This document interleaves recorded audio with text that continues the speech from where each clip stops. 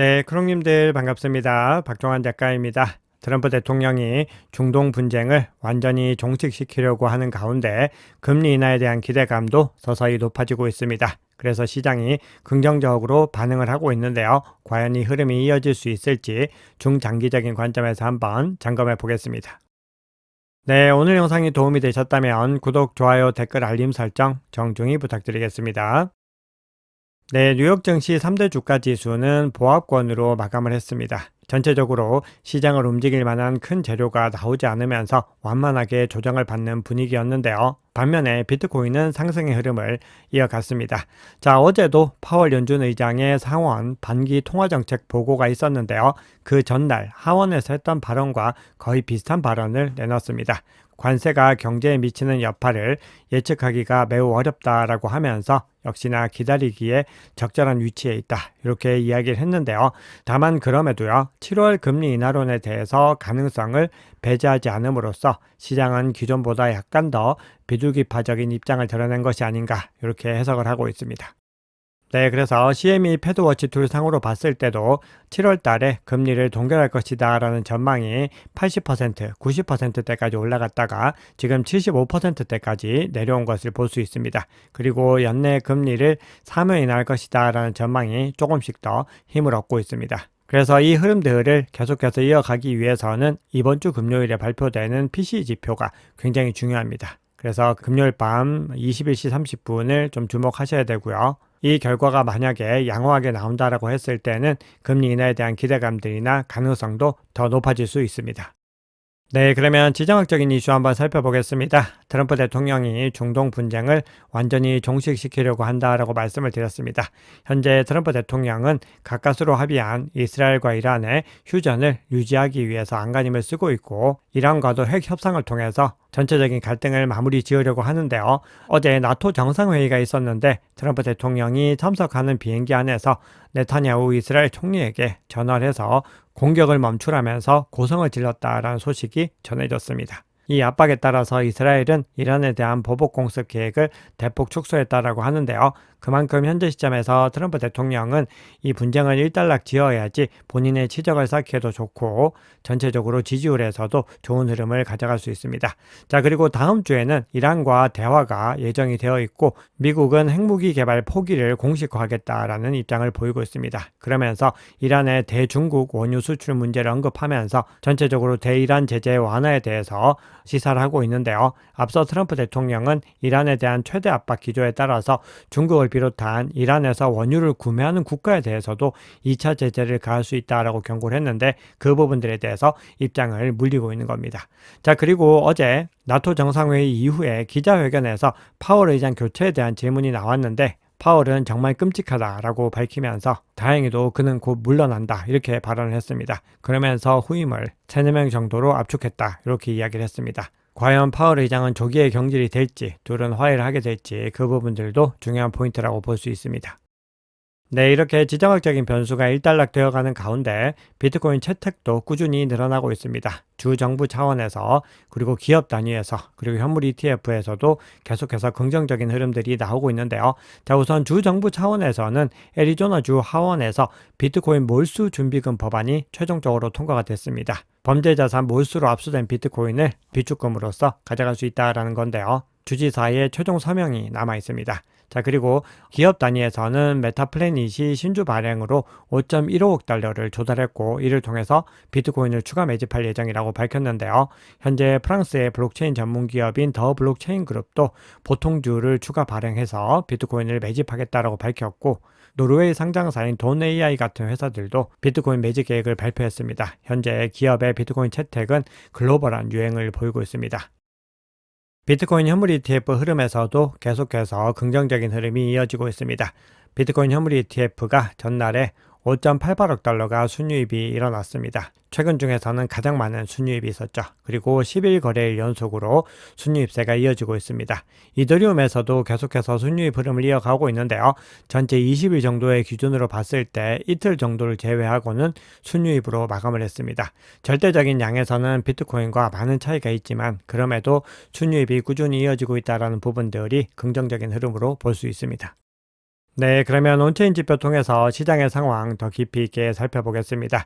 현재 지정학적인 갈등으로 인해서 가격이 일정 부분 조정이 되었지만 그럼에도 계속해서 비트코인에 대한 축적의 흐름들은 이어지고 있는데요. 특히 장기 보유자를 중심으로 해서 그 흐름들이 계속해서 이어지고 있습니다. 장기 보유자 포지션의 월별 순 변화량을 한번 살펴보면은 공급량에서 큰 증가가 있었던 것을 확인할 수 있습니다. 특히 비트코인 가격이 10만 달러 이상을 계속해서 유지하고 있는데도 이렇게 급등이 일어난다라고 하는 것은 장기 보유자들의 강한 보유 의지, 그리고 비트코인이 중장기적으로 더 크게 상승할 것이다 라는 것에 대한 확신으로 볼 수가 있는데요. 이렇게까지 크게 보유 의지를 보인 경우는 비트코인의 전체 역사를 통틀어서도 몇 번 되지가 않습니다. 보시면은 전체적으로 이때까지 했을 때 총 6번 정도 이렇게 큰 흐름이 나타나는 것을 볼 수 있는데요. 이 이후에 비트코인의 흐름을 한번 살펴봤을 때는 상승 추세로 전환하는 것을 볼 수 있습니다. 물론 이때는 바로 상승 추세로 전환하지는 않았지만 비트코인이 정점을 찍고 내려오는 구간들에서 장기 보유자들이 물량을 매수하고, 즉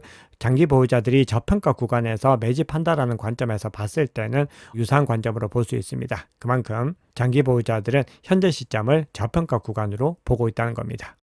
네, 이번에는 장기 보유자 관점이 아닌 고래의 관점, 즉 대규모 물량을 축적하고 있는 이 대규모 주체들의 관점으로 한번 살펴볼 텐데요. 고래 포지션 센티멘트 지표를 한번 살펴보시면은 이렇게 급등하는 움직임을 보이고 있습니다. 고래들이 비트코인 롱 포지션을 공격적으로 취하고 있다라는 의미인데요. 이 지표는 미결제 약정과 시장에서 가장 큰 거래, 100만 달러 이상을 거래하고 있는 이 주체들의 움직임을 결합해서 시장의 고점과 저점을 판별하는 지표인데요. 현재 상승하는 흐름들이 이어지고 있는 만큼 추가적으로 이 흐름들이 이어질 수 있을지를 한번 지켜봐야 되는데요. 미결제 약정 델타 지표가 그동안 음수에서 다시 양수로 전환하고 있는 것을 볼 수 있습니다. 이 지표도 대형 투자자들이 강세 베팅을 늘리고 있다는 것을 시사를 하는데 포인트가 전환되고 있는 것을 의미를 합니다. 그리고 이 구간들이 전환되는 시점 이후에 이 흐름들이 꾸준히 이어졌을 때 가격의 상승 추세로 이어진 것을 볼 수가 있습니다. 그리고 역사적인 사이클로 봤을 때는 이 지표와 비트코인 가격 상승세에는 93% 가까운 상관관계를 보인다고 합니다. 그래서 지금 현재 중요한 변곡점에 와 있는데요. 만약에 시장에 또 다른 특이한 돌발 변수가 나타나지 않는다라고 했을 때는 이 흐름들을 이어갈 가능성이 높다, 이렇게 볼 수가 있는 거죠. 네, 비트코인 채굴풀에서 바이낸스로의 유입도 급감하는 추세를 이어가고 있는데요. 현재 비트코인 가격이 상승 추세를 이어가고 있지만 비트코인닷컴에서 바이낸스로의 유입량은 이렇게 뚝 떨어지는 움직임을 보이고 있습니다.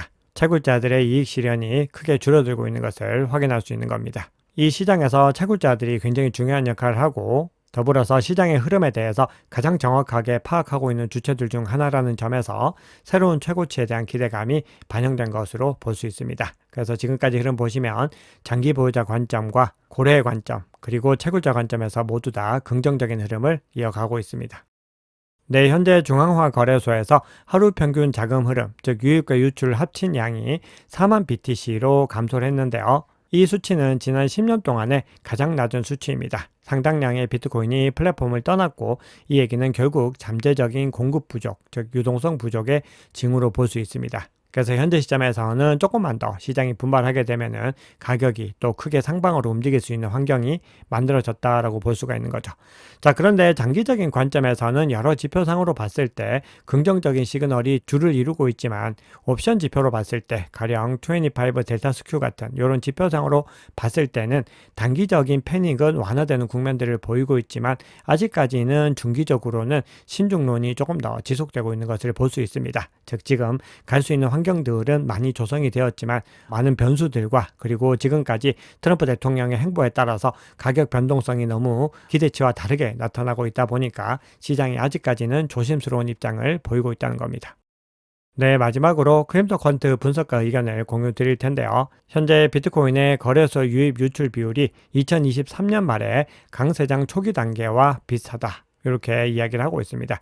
그래서 유사한 시그널이 뜨고 있는 것을 확인할 수 있는데요. 과연 이 흐름들이 이렇게 이어지게 될지 한번 지켜보겠습니다. 네, 시장의 중요한 이슈들 한번 살펴보겠습니다. 미국의 주택금융청장이 담보대출기관에 암호화폐 담보 인정을 검토하라, 이렇게 지시를 했습니다. 굉장히 큰 소식이죠. 암호화폐를 주택담보로 인정하게 된다라고 했을 때는 이 신뢰도가 크게 증가한다라고 볼 수가 있습니다. 미국 월가의 리서치 및 브로커리지 업체인 번사인이 코인베이스 목표 주가를 현재가 대비 64% 높은 510달러로 상향 조정을 했습니다. 310달러에서 510달러로 크게 상향이 된 건데요. 이렇게 상향한 이유는 코인베이스가 단순 거래소를 넘어서 소매, 기관, 온체인 인프라를 연결하는 암호화폐 유니버셜 뱅크로 자리매김하고 있기 때문이다. 이렇게 주장을 하는데요. 코인베이스 주가와 알트코인의 흐름, 알트코인 시가총액은 높은 상관관계를 지니고 있습니다. 만약에 코인베이스의 목표 주가가 상향 조정됐다라고 하는 의미는 알트코인 상승 가능성도 상향 조정되었다. 이렇게 볼 수 있습니다. 네, 그리고 백악관의 고위 관계자가 한 컨퍼런스에 참석해서 미국 정부는 비트코인 매입을 위한 축적 계획을 보유하고 있다. 이렇게 밝혔습니다. 정부 차원에서 비트코인 채택이 더 늘어날 수 있는 어떤 기반이 마련되어 있다. 이렇게 볼 수 있습니다. 네, 앞서 여러 글로벌 기업들이 비트코인 채택에 심혈을 기울이고 있다고 말씀을 드렸는데요. 게임스탑도 4.5억 달러 규모의 전환사채를 추가로 발행해서 일부를 비트코인 투자에 활용할 계획입니다. 자, 그리고 테더가 스테이블코인 법안이 최종 통과되면은 약세 국면을 보일 수 있다. 즉 USDC에 비해서 USDT가 약세 국면을 보일 수 있다. 이런 전망들이 나오고 있는데요. 테더의 CEO가 올해 말까지 테더가 세계 최대 비트코인 채굴 업체가 될 수 있다. 이렇게 밝히고 있습니다. 네, 그러면 CBD 지표 한번 살펴보겠습니다. 네, 파이어 차트는 그동안에 계속해서 같은 수준을 보여줬는데 변화의 조짐이 보이고 있습니다. 110K에서 매도벽이 더 두터워지고 있는 것을 볼 수 있습니다. 자, 이 얘기는요, 더 본격적인 상승 랠리가 이어질 수 있다라는 시그널로 해석할 수 있습니다. 네, 그러면 시장의 주요 주체별로 움직임들 한번 살펴보시면은 가장 큰 규모의 갈색과 두 번째로 큰 보라색은 매수세로 전환하고 있는 것을 볼 수 있습니다. 반면에 그동안에 계속해서 비트코인을 매집받은 작은 규모의 거래, 즉 주황색 거래는 오히려 꺾이는 것을 볼 수 있습니다. 뭔가 전환점이 나타나고 있는 것을 확인할 수 있는데요. 코인베이스 프리미엄 지표로 봤을 때도 계속해서 상승 추세를 이어가고 있습니다. 즉 현재 시장에서 큰 규모의 플레이어들은 전체적으로 매집에 힘을 싣고 있는 것을 확인할 수 있습니다. 네, 그러면 비트코인 차트 한번 보겠습니다. 네, 현재 비트코인 가격이 52평선과 22평선을 상회하고 있습니다. 상승의 추세를 이어가고 있는데요. 어제 108K를 일시적으로 돌파했다가 현재는 107K 중반대에 머물고 있습니다. 전체적으로 추세가 유지가 되고 있고 RSI 상으로 봤을 때도 중립 구간과 이평선을 상방 돌파했기 때문에 상승 추세를 향하고 있다. 이렇게 볼 수가 있습니다. 다만 아직 그럼에도요. 22평선과 52평선이 역배열이 이루어져 있기 때문에 이 구간에서 정배열로 전환되는 구간들을 중요하게 살펴보셔야 됩니다. 그리고 아직까지는 거래량이 이렇게 월등하게 상승 추세로 이어졌을 때 굉장히 높게 거래량이 나왔는데 이런 거래량이 나오지 않고 있기 때문에 추세가 전환의 흐름들을 보이고 있지만 아직까지는 강력한 추세 전환 시그널까지는 보이지 않고 있다. 이렇게 볼 수 있습니다. 그래서 두 가지 포인트, 앞서 말씀드렸던 20과 52평선이 골든크로스로 정배열되는 구간과 그리고 거래량이 크게 나오는 구간들을 꾸준히 확인하셔야 됩니다. 자, 현재 청산 히트맵 상으로 봤을 때 숏포지션이 108.9K에 밀집이 되어 있습니다. 그래서 이 구간 청산을 하고 또 가파르게 올라가게 될지 중요한 관전 포인트로서 볼 수 있습니다. 네, 마지막으로 코인텔레그래프에서 공유한 차트 관점 하나만 살펴보고 오늘의 시황을 마무리하겠습니다. 자, 일봉 차트에서 강세 시그널인 불 페넌트 패턴이 형성되었다. 이렇게 전하고 있는데요. 불 페넌트 패턴은 이렇게 급등한 이후에 횡보 국면을 보이면서 페넌트 패턴을 형성하고 이후에 이 구간을 상방 돌파하게 됐을 때 추가적으로 더 크게 가격이 상승할 수 있는 패턴인데요. 만약에 이 패턴이 완성되게 됐을 때는 목표가가 16만 5,200달러, 즉 165K 정도라고 밝히고 있는데요. 다만 그럼에도 불 페넌트 패턴의 성공 확률은 54% 정도로 다른 패턴에 비해서는 낮다. 이렇게 또 전제 조건을 달고 있습니다.